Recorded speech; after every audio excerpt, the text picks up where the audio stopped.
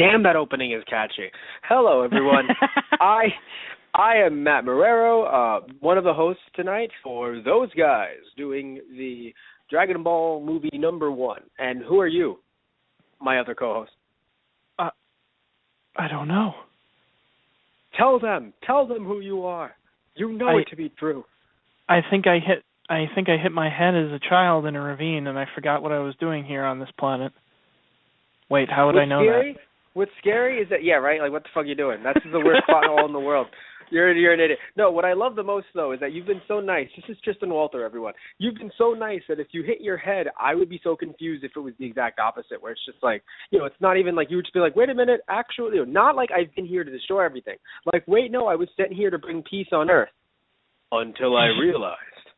I hit my head, and then I became evil. But we're not there yet, apparently, because here we are, the first Dragon Ball movie, which has a lot of different names to it. So I've decided to call it The Curse of the Bloody Legendary Shenron's Rubies. Is that what happens when you take his Dragon Balls? No, actually, what happens when you change around the names of the movie when you bring it to America.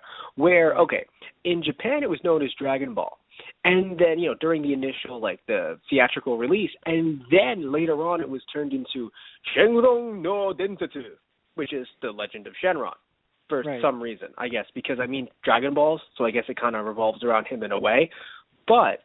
In America, the movie was called, and I honestly think this is a better name, Curse of the Blood Rubies. Yeah. Yeah. But anyway, so before we go on and talk about this movie, I want to bring up the idea of calling in, right? Because we do have a call-in feature.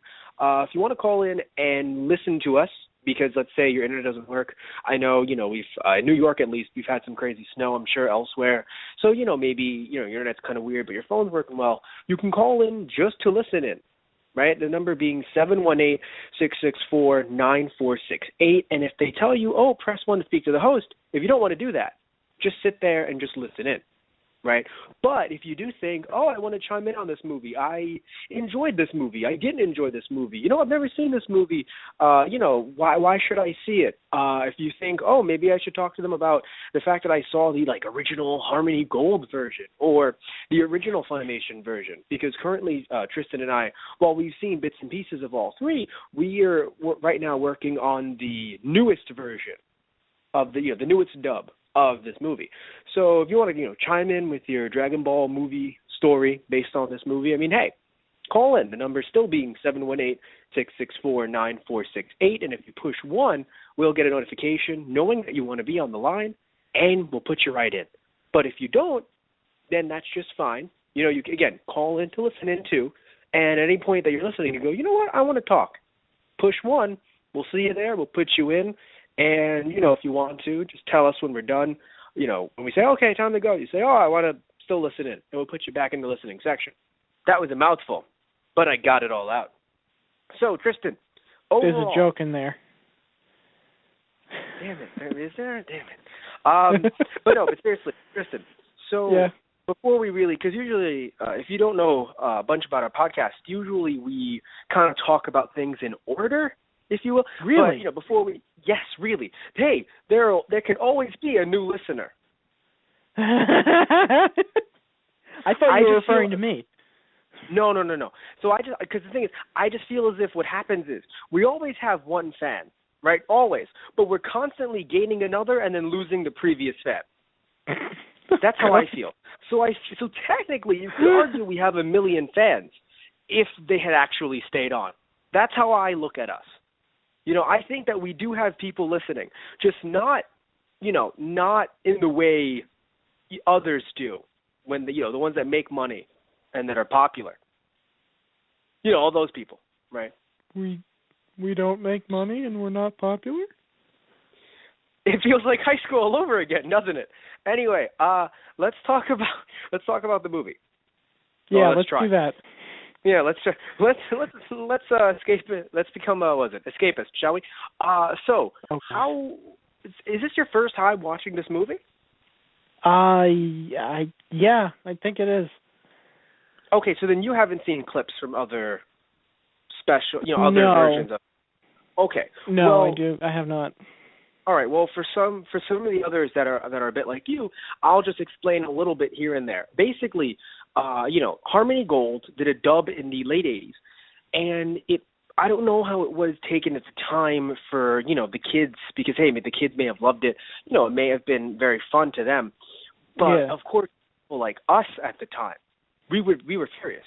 Because people like us, of course, we weren't old enough at the time. But we weren't born. But if we were born, God. and the same age that we were, right now, mid-20s, we would see that we would at least had knowledge of Dragon Ball, right? We would have seen that Goku's name was changed to Zero. Pansy's name was changed to Penny, although I kind of get that. And a lot of people's, names were kind of flipped around because they wanted to not even make it more appealing. It's just, I guess it's the whole localization thing, but in my opinion, a very weird way, where it's just like, should Goku's name be Dan? Nope, Zero. You're writing the fucking script, whatever, man. Because that makes it seem any less Japanese. That's the thing. I don't think they think of Zero the way we think of Zero now, because it was 1989. But yeah, let's look at these names, shall we? Son Goku, Goku became Zero. Bulma became Lena. Oolong is hilarious, by the way, because Oolong. Okay, we look at Oolong and we're like, oh yeah, you're definitely like Chinese. Because of his outfit, but so you can tell that he's kind of based upon Chinese, et cetera, et cetera. And his name is Mao Mao. Right. Yamcha became Zadaki. Puar became Squeaker. Master Roshi is still Master Roshi. I think that's where Master Roshi started. No, I think that's where Master Roshi started, though. I know. No, I'm trying to get over Squeaker. Okay, no, I thought you were laughing at the fact where it's like Zero, Lena, Zadaki, Squeaker, Master Roshi. No, I'm laughing at Squeaker. Shenron was called Dragon God, which I guess. No shit. No, how funny is it? Where it's just like, let's call upon the Dragon God. Yeah, I'm cool with that. You're Dragon God, like, all right, cool, man. Whatever floats your boat, dude. But anyway, so yeah, the name changes obviously were a bit off. There were script changes. There were obviously, cuts and edits. I mean, you saw this movie unedited, and I'm sure you could see the parts that were clearly not put on children's television. Yeah.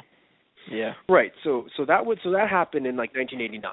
Then 1995 rolls around, and now we have what we got for Dragon Ball Z, which was Funimation working with the people from the Ocean Dub / Blue Water kind of group. So they were actually, working together to bring out the second dub that you may actually have either seen without realizing it when you were younger, or you might know about, because that dub was the dub for Dragon Ball that everyone went, yeah, that's not fucking Harmony Gold, right up until 2010. Right. So you may have actually seen. Yeah. I knew Dragon Ball had gone through, various dubbing processes, and that this one was definitely recent, or the one that we watched was incredibly recent because of the voices that were in it. But I'd never actually, watched the movie. The only Dragon Ball movie I actually saw was Path to Power. Right, understandable. Because, it was it was released newer, in America. It was released newer than, than these movies were. Yeah. So even in Japan, although Japan was weird with it, but we'll talk about that when we actually do Path to Power. But as right now, so there were 3 dubs for the movies. The second time around with this movie, we also got to see the first 13 episodes of Dragon Ball, because this was Funimation's way of trying to go, let's pitch this. Right, let's use this as a pilot. Basically felt that way. Yeah. Yes. And because the movie itself was in a way like a pilot, if you will, but not exactly. Japan does things differently, especially for the time. And I'll tell you about that in a second. But as of right now, you can see how the movie could be used as a pilot. And I'm going to argue that it didn't get picked up because, there were 13 episodes, but they were only done for syndication to kind of show, like, hey, this can get heat, this can get picked up. And it never did. Now however, of course, I mentioned this to you on the Dragon Ball Kai podcast that we did, or Dragon Ball Z Kai that we did, where the first 2 episodes, where they still ended up doing Dragon Ball Z, and I would argue that maybe because of the action, or something about it just kind of meshed well with American audiences. Yeah. Or either that, or it's just the ability for it to, kind of, when it came up, where it came up on UPN and syndication, it kind of didn't really go anywhere. All of a sudden we have a place to put it, like Toonami, and it flourishes. Where maybe if we had Dragon Ball near Toonami, maybe that would have worked. But all I can say is right now we had Dragon Ball Z near Toonami. It did very well on that block. Here we are today. Here I am looking at my bookshelf / DVD shelf. So here we got here, right? But so I get the feeling that Dragon Ball Z probably did better over here because, if you've noticed, a lot of the humor in Dragon Ball is kind of all over the place. It has its silly moments that would be dubbed appropriate for children here, and then it has its other moments that would not be dubbed appropriate for children over here. Of course, we'll get to that, while we go in order. But I mean, you can just see how, even if you just read the first volume of the manga, you can see how it doesn't really work for kids. Yeah. At least in America, because in Japan there's this sense of like, oh, hee hee ha ha, it's just, they're just boobies. You know what I'm saying? Like, hey, and I know what I'm saying. I think they just think of it like that, where they're breasts. You suckled from a breast when you were younger. Like, what? I mean, this isn't like, they're not trying to make it into like a whole kind of sexual thing. Right. But but even that, I mean, hell, even with with Goku's penis. Right, where we've made the joke before. I made the joke on the podcast before. No, but because I made the joke. How many times have you said that phrase on this show? Not at all, actually. No, because now I'm being very Tristan, I'm being very serious now. Is like, what was it? Back when we did like Bardock, because we had to do that twice. Because the first time it screwed up. It's just me screaming, "Baby penis!" Right, but now I'm a little bit more dignified. All right, I've grown up. It's been about maybe 4 months since that podcast. Sure. I've grown. As a human. Go with that. Yeah, sure. No, but seriously though, because we're talking about it a bit more seriously now, where it just, I'm in serious mode right now.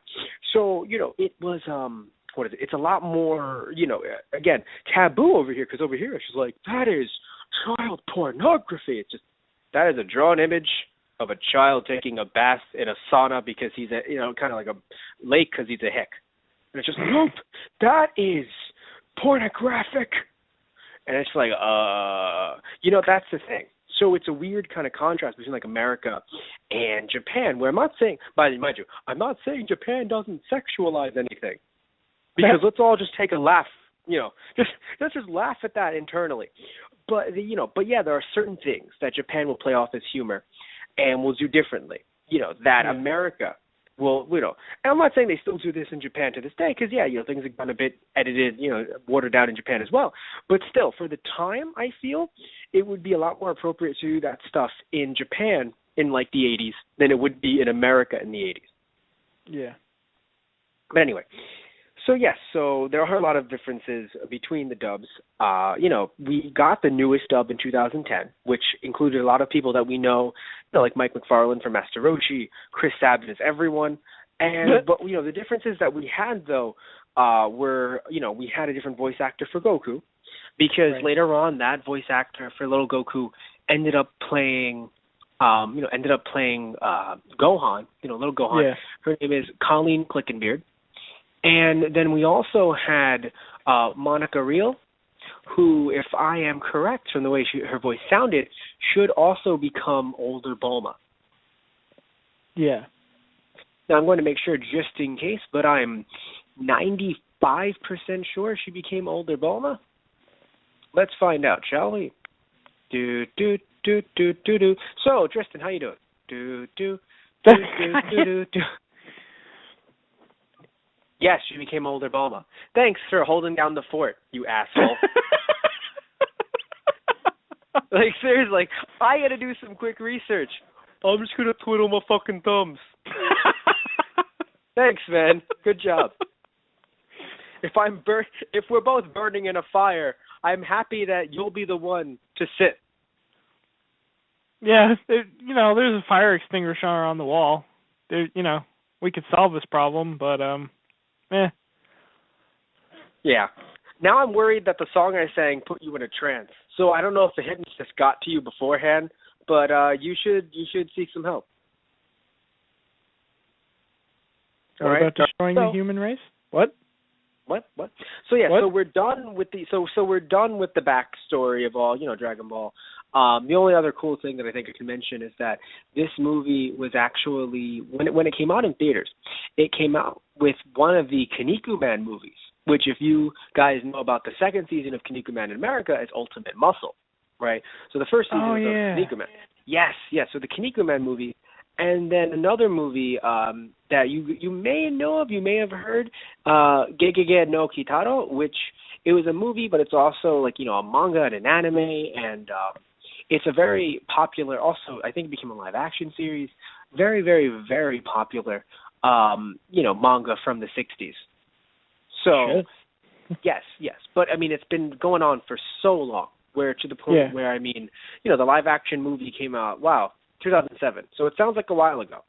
But, still, it came out. It happened. Things happen. So, yes. So, anyway, back to the point of the Dragon Ball. Yeah, so how did you think of the opening to the movie? It's the same opening that I saw with the series, so I was fine with it. No, not that opening. I mean the idea of the blood rubies and the army officials. Okay. That opening I meant. Yeah, I mean, I kind of thought that was, it was interesting. I mean, that was probably one of the best parts of Dragon Ball as a whole. It would go around, you would kind of see the world around you instead of, focusing on the, just the everyday group and saying, oh God, the new villain is here, we have to protect the planet. It's like, in this case, you see the planet around and maybe the smaller things that are going on, like this guy in his kingdom who is, destroying his people and his land because he's, an asshole. No, he's not an asshole. That's, I think, what's very interesting, is that from the looks of it, because it's weird, because it's like, I'm hungry, right? But at first it seemed like an incurable, hunger that nothing could. So it kind of felt like a situation where, I feel like in Dragon Ball, right? This is where I feel like it's different than Dragon Ball, in Z, because in Dragon Ball Z, right, you have people like Frieza and Cell and not really Majin Buu exactly, but Babidi, right, who are just like, it's like, I'm going to destroy the planet. I'm going to destroy the planet. I will take over the Earth, right? You have all these three, coming together. It's like, damn, we have to kill them. But you look at something like this king, and it's just, I have this hunger that cannot be, it's like torturous for him. So all he wants to do is to get the Dragon Balls to get rid of that. However, of course, yes, he becomes a jerk and an evil dictator by him destroying the land.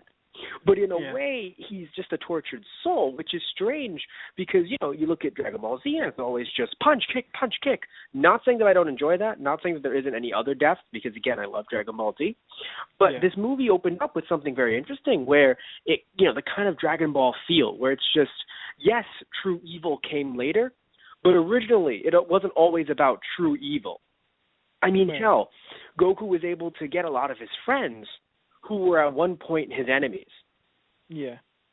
So I think that's what's very interesting about the villain in this movie. And, of course, the opening being very interesting, because we always talk about how in the Dragon Ball Z movies, they're either mirroring what's happening in the anime right now, at the time when they aired in theaters. And sometimes they even, I don't say they drop little hints, but they kind of do, where obviously the fourth movie, right, which here it was known as Lord Slug. This is Dragon Ball Z. Here it was known as Lord Slug. In Japan it was known as, what was it again? The legendary Super Saiyan. No, God. Right? That's what I'm saying. So you're sitting there and you're like, that might be foreshadowing Yeah, so again, I mean, Broly just bursts in onto the scene and starts, blowing up Earth, right? Maybe not so much, but the point is that you sit there and but you go, said legendary Super Saiyan. Well, you know what? You shut your face hole. They didn't know. They didn't know. They didn't know, man. No, but seriously, it was very, it's very interesting. I think where in this movie, right, they not only had the king that kind of makes you think of Pilaf, but they also had, like this, these officers, right, which are a lot more competent than Pilafs. Which, to me personally, it made me think of the Red Ribbon Army. Yeah, actually.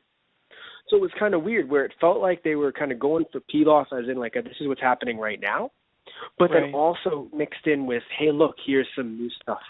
Here's what's coming. Yeah, that's interesting. I didn't think of it that way.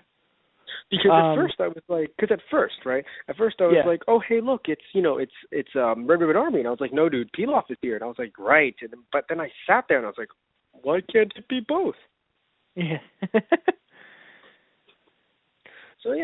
So there's a little bit of that, right? And also, we get a little bit of that. We get a little bit of a king who, isn't as mean as we think, but of course to everyone else, he's just completely evil. Yeah.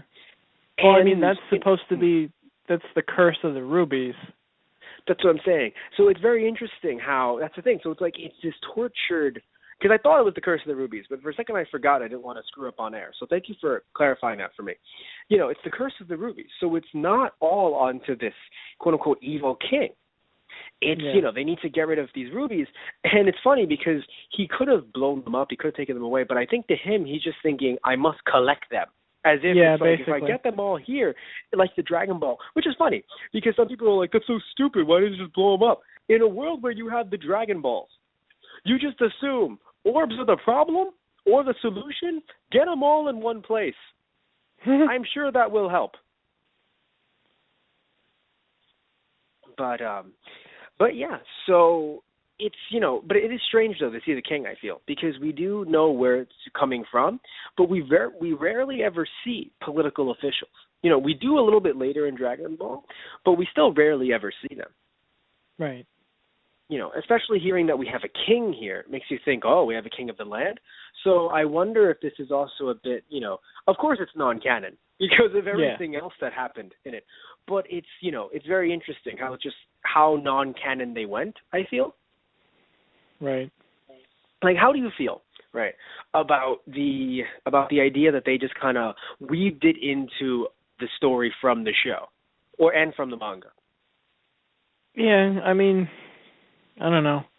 If I wanted to see the beginning of the series, I would just watch or read the beginning of the series. I kind of would have liked it if they had done like what they do with Dragon Ball Z, where it's kind of more of the movie, it's standing by itself, but it has ties to the actual series. Yes. That's what's interesting. Because, all right, so you say that, right? And I'm not saying that I disagree, but I want to give you a different viewpoint, which is very interesting to me, that, you can have yours, which is accurate, right? And then, so Ashley Colpan. I'm not saying it's right, and I'm not saying it's wrong, but... No, because we have Ashley Colpan, right? And Ashley Colpan is, one of our co-hosts. She hasn't been on in a while. So I was watching the movie with her, right? And she had read the entire series, the entire manga. It's kind of funny. I lent her the manga, and in my head I thought, damn, with her taste, she's really not going to like this. And she was like, this is adorable, give me more. And I just constantly fed her more and more of the manga, straight into Z, and she was like, right? Not even the nom nom cute, just, I must waste, hunger. Hunger! Right? The curse of Toriyama. Right? So hey, you read something from Toriyama, you want more. So anyway, so he even works with Slump, I swear. Check out Dr. Slump. It's just encompassing for all of his works. So so she wanted more, and so she read it all, but she only got her fix of anime through the movies that we watched, because we watched the Dragon Ball Z movies first, and we watched them in English because some of them, if you've heard our podcast, you know how we disagree on some dubs, for some of the movies. But overall, I thought, let me just show her the dubs. She'll be able to listen, have a consistent whatever, and then if she's still, I think she was still reading at the time too, so she could, now read them in her head with these voices. But we never really saw the Dragon Ball movies or the Dragon Ball series in anime form or movie form. So I show her this movie, and she was actually kind of happy because she was like, I never got to see this stuff. I only read it. Yeah. So, but it's funny because for you, someone who grew up with this on Toonami, right? You're just sitting there and you're just going, I saw this 80 times. It's basically like seeing Uncle Ben. It's like seeing Uncle Ben get murdered or Batman's parents get shot. You're just like, I've seen this already. I don't care. It's always Ben, huh? It's always Uncle Ben. Ben Kenobi. Yeah, always the Bens, man. Always the Bens. Not naming my kid Ben. Naming him Peter. Actually, I won't be his uncle. I'm naming him Peter. Not naming him Bruce. No. Fuck that. But anyway. Then you'll end up dead. Yeah, no, I don't need that. So anyway, I don't need that on my life. I don't. But seriously, something I want to bring up to you, though, something that I don't know if you know about.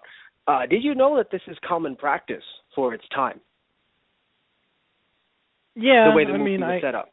I can see why they did what they did. Well, why? Why do you think? I'm interested to know why you think. Well, you were saying before how they could use it as basically a pilot. No, but that wasn't. That was America's purpose with it. Wasn't necessarily Japan's. Although I guess because for Japan remember, it would be, I don't know.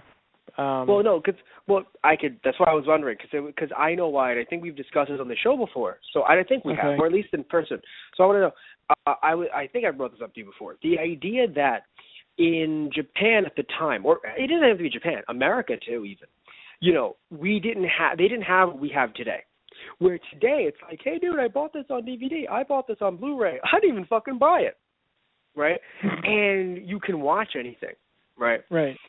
Where back then it was just, I didn't catch it on TV.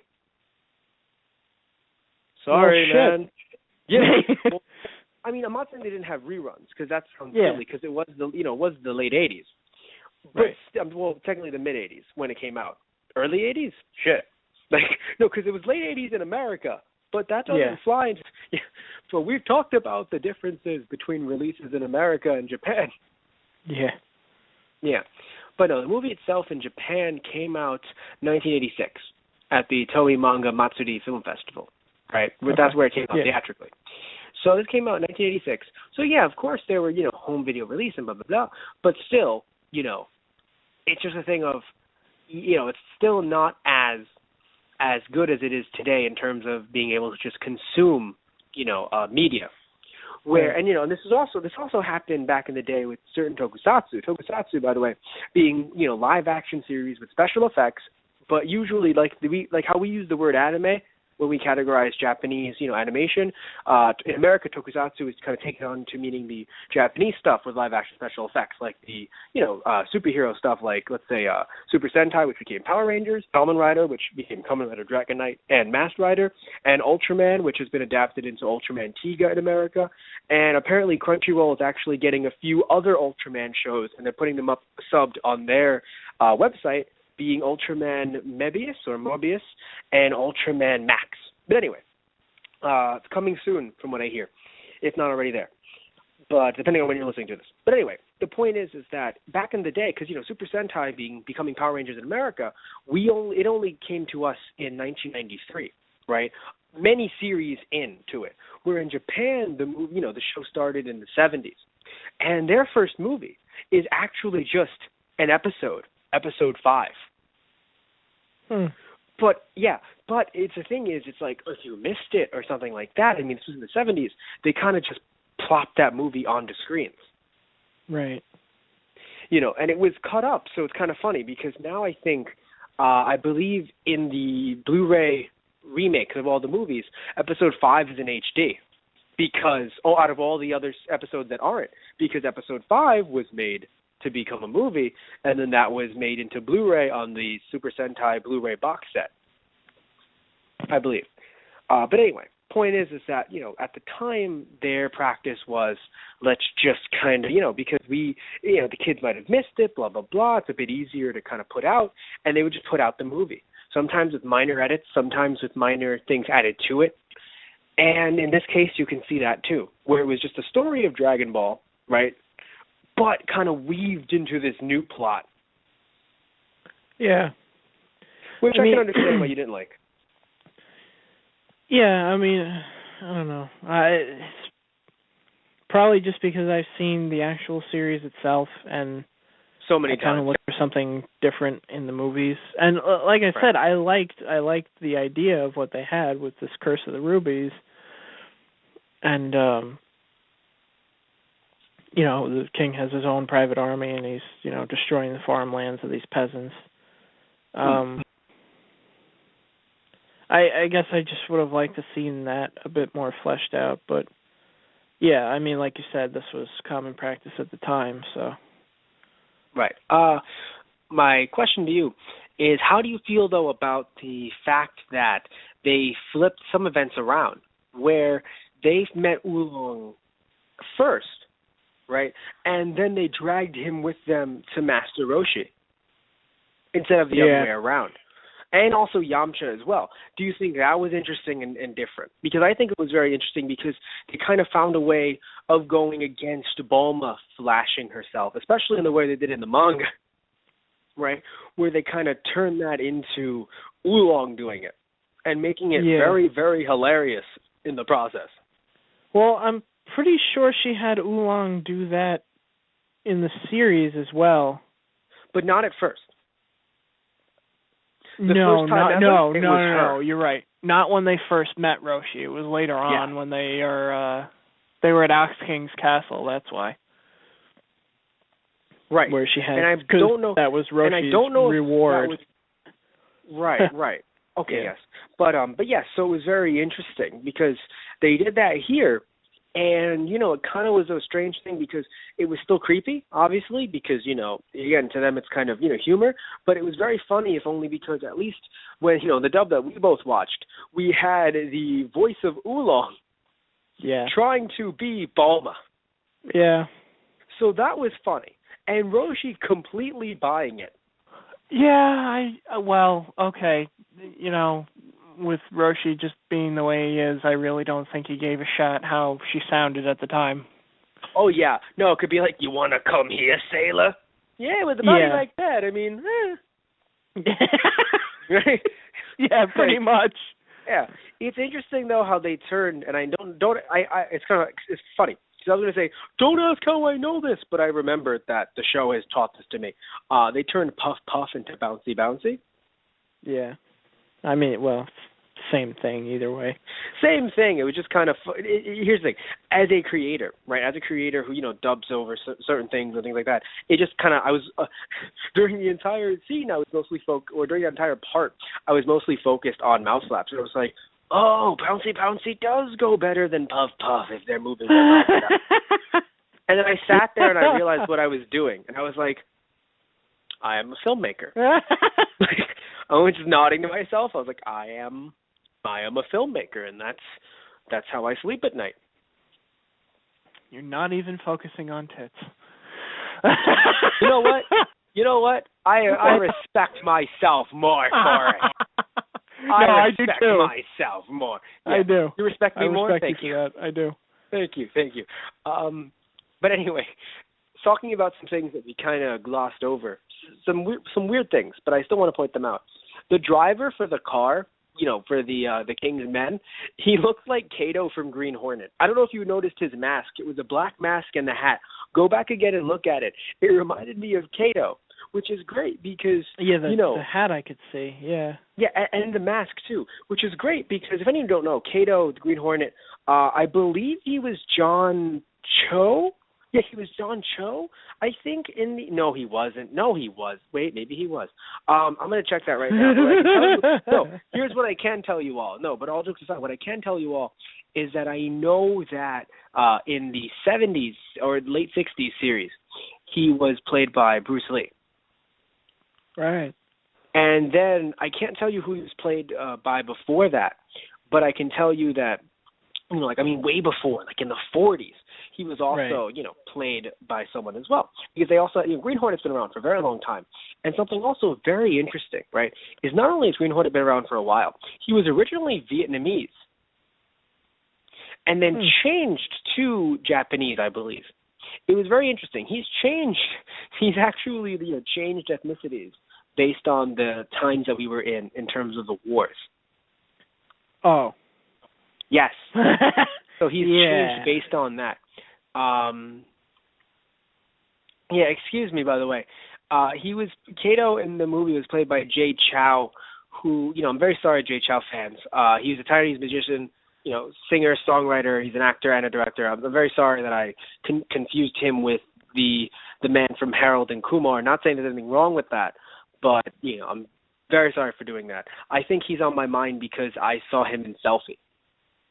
So for some reason, recently. So for some reason, it's just, I don't know why, I just assumed, I thought it was him, so forgive me for that. But yes, so either way, though, it's really interesting how it looked like a Kato reference where, and I bring this up because, you might not, well, I know you know this, we've talked about this before, but, Japan and other countries get a lot more stuff than we think, where I think we as Americans sit there and go, they never got that because, we try to, accidentally put our own, as if we're superior, right? But they actually got, Doctor Who in the 70s dubbed. So they have, Tom Baker dubbed in Japanese. Yeah. Yeah, I know, dude. I think I showed you that clip on YouTube, right? Yeah. Yeah, no, they have Tom Baker dubbed in Japanese. It's crazy. So I wouldn't be surprised if they got, 1960s Green Hornet and this was kind of their little reference because it's who's the driver? Fucking Kato. Yeah. Yeah. But anyway, and he had no line. I think he had one line too, which is kind of funny. But anyway, so also, by the way, I don't know if you noticed, the king's officer the female was named Pasta. Oh, God. And Goku's lines are priceless. I want to put that out there. I forgot how much I loved young Goku until this movie, where he's just sitting there. He's just you forgot this, by the way. I don't think they want to talk. Immediately shoot. I don't think they want to give it back. Yeah. Shooting them with bazookas.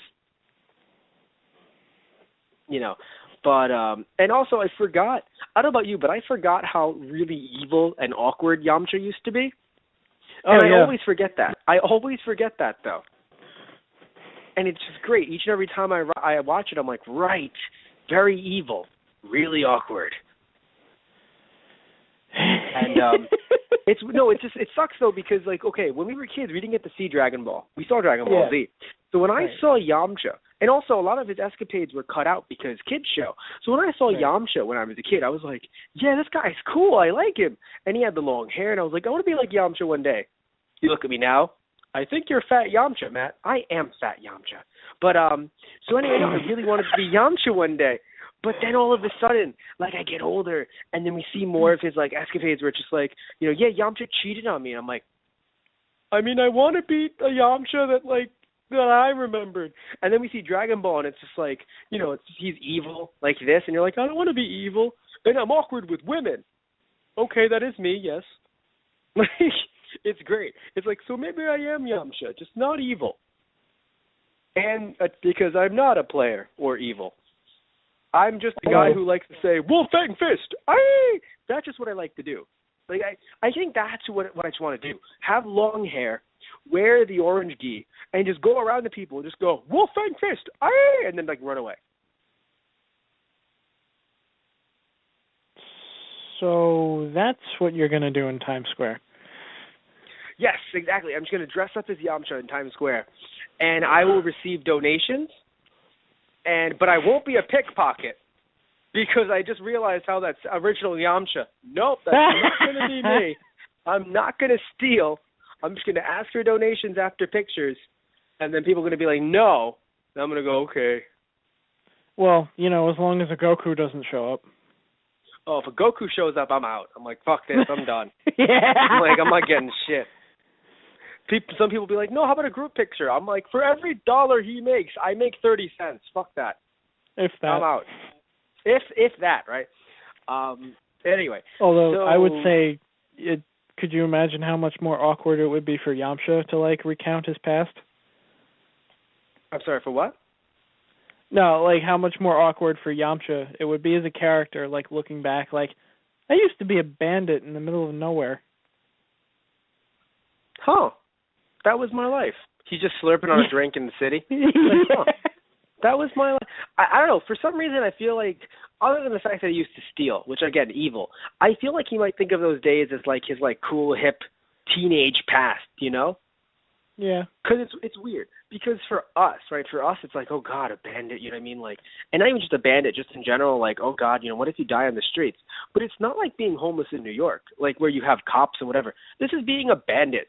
You know what I'm saying? You set your own rules. You kill wolves if needed to get food. Although then again, I think he got taught from wolves. So maybe not wolves, but he kills something to get food. Or he just takes food from travelers that go on the wrong side of the wall, where it's like, hey, you're in the wrong neighborhood, dude. Yeah. You know? And then takes their food and takes their money and doesn't kill anyone. Because I think he was so awkward at the time, he didn't really, like, kill anybody. But no, unless, of course, Yamcha was more of he would hold you at gunpoint, but he wouldn't. I don't think he really would kill anyone unless he, like, absolutely had to. Like, I think he would have killed Goku, but Goku went charging at him. So oh, yeah, he was different, you know? Well, because that was the thing. Goku actually put up a fight, and then he's like, you little brat, you know, I'll fucking kill you. And, you know, Goku proceeded to. Although it was funny, they were actually a decent match for each other at that point. And that's what I feel Yamcha would probably, like, reminisce about. Like, yeah, I remember the times when I was actually an equal match for Goku. That reminds me of every, like, 10. little child. That reminds 12. me of every child in my family, where being a short man that I am, I'm just like, I remember when they were shorter than me. Yeah. Now they're all 7 feet tall. Matt, your cousins aren't 7 feet tall. They are to me. To me, they might as well be. But so we got Yamcha versus Goku, which was hilarious because, you know, Yamcha, I think Goku's fucking ruthless. Rock, paper, and you just look at him, and you're like, God, why? But anywho, yeah. And of course, one of my favorite scenes in Dragon Ball being the fact that Roshi can't ride the cloud. Yeah. I think it's one of my favorites. I love him and Turtle, like, their dialogues going back and forth with each other. Like, the Turtle is telling the fucking Mystic Master, like, behave yourself! It's like... And it's like, hey, I've earned it, you know? It's really funny how, it's just the Turtle. He didn't do it as much in this movie, but, you know, I'm assuming it had to be cut for time to put actual content in there for you. They knew that you wouldn't complain, Tristan. Shut up. They wanted to make sure to keep you happy. Only you. Everyone else loves the movie. Not really. No, all jokes aside, I assume there are a lot of people that feel the exact same way you did because of context, you know, where you watch it now and it's just like, but I bought the first season on DVD. I have the first season on my hard drive. Or I've seen the first season on Hulu, you know, Hulu Plus. Whatever it may be, you've obviously seen the story, so you're just sitting there like, I already saw this. So I can, all jokes aside, I mean, I'll still mess with you throughout the entire episode. We don't have a lot of time left, though, so you're lucky. But I understand your point, though. I really get you. No, but I really do get you, dude. Yeah. But anyway, so, it's weird, because I want to say my favorite scene, and then another one comes up, and I go, is this my favorite scene? It took me 50 years to learn the Kamehameha. Kamehameha! Yeah, I did. This stuff is great. 50 years, give or take. Yeah, which is really great because you just see the look on his face like, oh, hell, I'm old. You know? He's just like, I've wasted my entire life. One, I wasted my entire life on this. Two, the idea that I think it's one of those situations, right, where it's just like, please believe me. He's just an old man. No, you don't understand. He could even go through the cloud. Please believe me. But, So Goku learns the Kamehameha immediately. And I got to admit, all right, I got to say this next thing, all right, and I have no shame in saying this. Usually when I look at Oolong, even when I was younger, and especially now, and I'm like, dude, you're a fucking perv, right? Like, I know that we feel this way. Yeah. But obviously, goddamn, I respect him for one reason. The man has standards. He only wants panties from Egyptian cotton. All right, God I damn respect it. that somewhat. No, I respect that somewhat because he doesn't sit there and just go, yeah, just give me all of them, all the panties. Raw. No, just, hey, I have standards, okay? You give me Egyptian cotton or you go home. Oh God. It just, I don't know why, I respect that in a way. Something about it makes me go, you know what? No, you are a pervert. I'm not going to say you're not a pervert. You're a pervert, but you're still a connoisseur. You don't, you're not just going to sit there and just be like, oh, hoard them all, because it's just weird. That's weird. I know, you can that's say, weird. That by itself. Then again, some people do say, oh, I'm a collector. It's like, oh, but okay, I guess. But still, to me, it feels weird to me. Sorry to anyone who enjoys that, but to me, it just seems a bit off, right? But as a connoisseur, as someone who says, I specifically look for, to me, it feels like a foodie who just sits there and goes, I don't just eat any old schlop, right? I find the best food in town, It's like, all right, I respect your decision for, kind of going out there and knowing, what you like and becoming a connoisseur of a specific item, whatever it may be. I mean, the only part of Oolong that I really respected in that regard was when he did it to foil Pilaf's plan. Yes, that was great. You get the most comfortable pair of underwear in the universe, and you save the entire planet. And I assume it had to be made from Egyptian cotton. Yeah, of course. I think it even had a tag on it that was 100% cotton or some shit. That's funny. Yeah, I hope so, because that would just be great continuity. Where it's just, but anyway, so we had the fight scene between Goku and Yamcha, which was nice, right? We enjoyed that. And of course, the other fight scenes too that I think, also the ones with King's Army earlier in the movie and now. And I think it's refreshing to see fights like that after we've seen so much Dragon Ball Z. Yeah. There's so much Dragon Ball Z, which we love, but very fast-paced, Yeah. So I think it's very nice to just see a movie where, I'm not saying it's taking time necessarily, but, we get to see, fighter jets and, not fighter jets necessarily, but, just jets and there's, planes, different technology and people using different weapons and stuff. It's really cool. What I really enjoyed was, when they run into each other in the hallway and, yes. Oolong and Poir are both monsters, and they stop, and Bulma's like, oh, you came back, and he pauses, and he's like, yeah, I did. And then out of nowhere, Yamcha just gets blasted in the chest by the chick with the pistol. She just starts unloading rounds into him, and I'm like, holy crap! It's right? This is the point. This is still the point where bullets. Well, okay, aside from Goku, it's bullets are dangerous. This is a killing blow. I'm like, they just fucking killed Yamcha.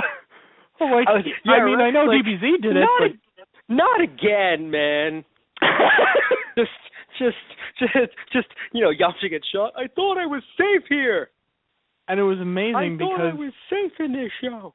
You see the red fly out from his chest too, and I'm like, no, he's got to have something, and I'm like, oh shit, there's blood.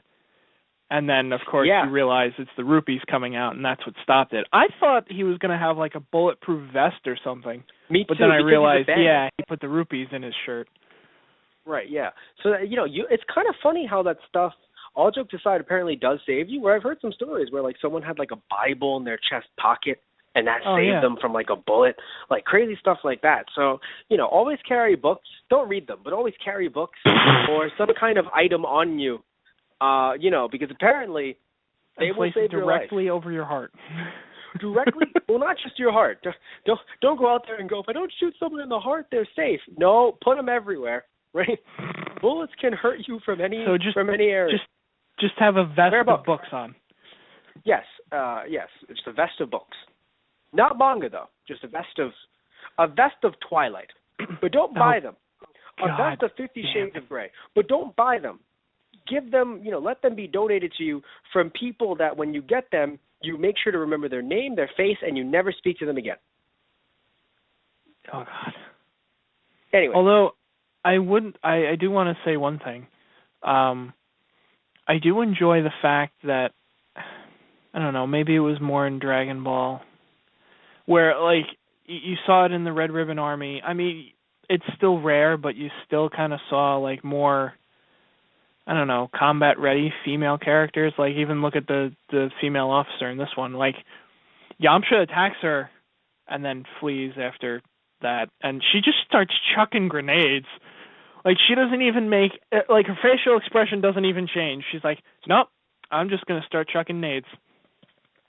All right, a few things. First off, you really made me nervous there because I talk about 50 Shades of Grey and Twilight, and you go, but I have to say the thing that I like, and I'm like, okay, where's this transition going? And you go, it's mostly in Dragon Ball, and I'm like, where's this transition going? God damn it.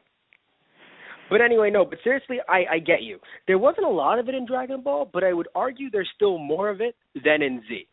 Yeah, because I mean... Which I enjoy. Yeah, I mean, you could... because, I mean, Bulma's a great female character, but again, she's not really one of the ones who are up on the front lines. That's what I kind of liked about Chi-Chi when she came in at the World Tournament. I mean, she... sort of, if she were up against, the point is if she were up against anybody else except Goku, she probably would have made a really decent fight. Oh, yeah. It's just crappy luck of the draw. That's why with my Yamcha joke, it wasn't a joke. If I'm dressed up as Yamcha in Times Square and I see a Goku, unless there are other characters with him that aren't Yamcha, that I can maybe go, oh, cool, we're a team. No. If it's just me and Goku, I'm out. Right.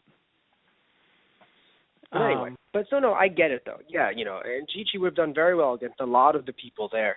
Although I do think Goku's team were a bit advanced at that point. But still, she is not a pushover by any means. No, is the point. Exactly. Which is true. It just sucks she had to get paired up with Goku. But no, not a pushover at all. And so that's what I was saying to you, where I don't think there's a lot of, very tough female characters in Dragon Ball, but I do think, okay, let's say there's only a handful of them, right? That's still more than in Z. Where in Z, Chi-Chi becomes a housewife. Bulma is, even though if you think she was a second tier before, third wheel, now she's really third wheel in Z. Yeah. And then you also get, people, sadly, and it sucks because I love Toriyama, but the one thing that's true, and he's on record said this, he said, I forgot about lunch. Or launch, as she's known as in America. Yeah. He forgot about her. So that's why we don't see her in Z. At least I think we see her in filler, I believe. But we don't see her in the main manga. Right. Because he forgot about her. And I admit, I'm not saying that she was crazy important to Dragon Ball Z's story. But to Dragon Ball, she was a very tough character who she sneezes. And all of a sudden it's like... And she just comes in guns blazing. Yeah, which is great because, that's a kind of, to some it's like, it's basically turning, multiple personalities into a joke, which, again, I consider it, being dated. You know what I'm saying? That's just kind of what, that's more of an older, and I get that. And that is a problem. I do get that because, it's not right to make fun of, mental illness. But in the case of a show being made more about fantasies and the fact that she only does it when she sneezes, also some could even say it's kind of to be, that's how women change minds, which, again, not every character does it, only her. So that's kind of good, where it's just, it's kind of more of a, I don't think we ever actually got a canon reason, but I would consider it a curse, like an actual curse, or something where she just sneezes, and she's just like, I forgot who I was. Sneezes. Yeah, my name's Lunch. Yeah, what you gonna do? And it's just like, oh, God. But I got to admit, when I was a kid, I liked blonde-haired Lunch, the kind of tough female.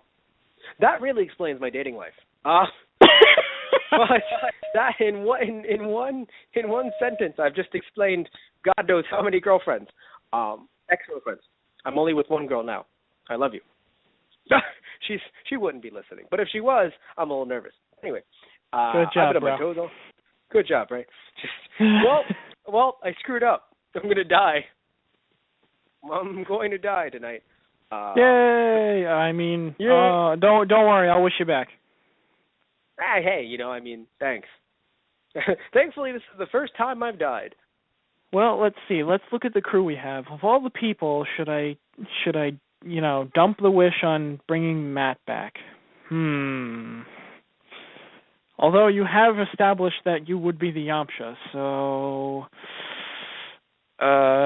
yeah. Thank you. You know what? here's the thing, ready? I could be angry and furious at you and make you, make jokes, but you picked me in the end. And I need your wish to bring me back to life. So I think I'm going to take it, regardless of how it was pushed at me. Right? Beggars can't be choosers. I'll put it this way. As long as nobody else dies within the time frame, sure, we'll wish you back. All right, cool. So I have to keep everyone else alive while possibly dying in the process. Awesome, great. I'm just causing my own death, basically. All right. But anyway, so, we're almost done with our show. Let's kind of wrap things up. I love that Goku's just trying to kill who I consider the tragic hero of this story, the king, trying to murder him because no one understands that it's Curse of the Blood Rubies, damn it. So he's like, why aren't you exploding? Damn it, Goku! Throws a Dragon Ball in his mouth, and then they summon the dragon. And I'm like, they just killed him! That was actually amazing. I thought for sure that would have done it, too. Like, he would blow up from that. And I'm like, oh, it's almost the end. That's how it's going to go down. Nope. No, which is very interesting. But it was also, by the way, talking about art, which is something we don't always talk about, or really, the kind of direction, the way that scene was directed. It was such a beautiful picture of just him just going like, roar, and basically just the dragon appearing from him. Yeah. That was really cool. But yeah, so, the movie ends, the dragon was summoned, who he has a lot of sass, by the way. Yeah. Right? Dragon was summoned, and, apparently an apple a day keeps the blood rubies away. Yeah. So apparently apples are something all kids should do, or eat, or else they will become an evil king. It happens, whatever. Yep. Yeah. So anyway, we would like to thank you guys for listening to those guys. Very sorry that we're kind of rushing this, being slightly abrupt, Tristan, but it's okay. It's okay. Yeah. We'll have you on again. I do want to point out one thing. The king's like one eye that bulges out of his head when he starts, growing. Right. Like the eye just like, it's like, okay, that's a new one. Yeah, it's a new one. But anyway, so again, we'd like to thank you guys for listening in. Remember that we have ourselves a website /Tumblr known as thoseguysontherradio.tumblr.com, where we post our archived shows, many different shows like Dragon Ball, WWE, Bleach, Steven Universe, Gotham, and many others. We also have ourselves a Facebook /ThoseGuysOnTheRadio. You can also just search up Those Guys. We have ourselves an Instagram /ThoseGuysOnTheRadio, where we post pictures of our shows, current shows, same with Facebook, and our Twitter @ThoseGuysRadio, currently named Hillbilly Jim because of a WWE joke. So again, we would like to thank you guys for listening in. Keep on listening because we'll keep on having shows coming. And of course, we'll be expanding our social media and a lot of other ways for you to get our podcast. So thank you guys for listening in. Say goodbye, Tristan. Good night, everyone.